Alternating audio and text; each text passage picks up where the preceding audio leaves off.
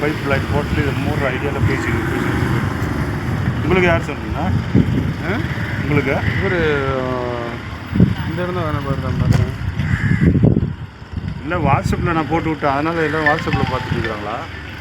நான் பார்த்துருவாங்கப்பா. என்ன பண்ணுறீங்க? இந்த லொக்கேஷன் தான் காட்டுது.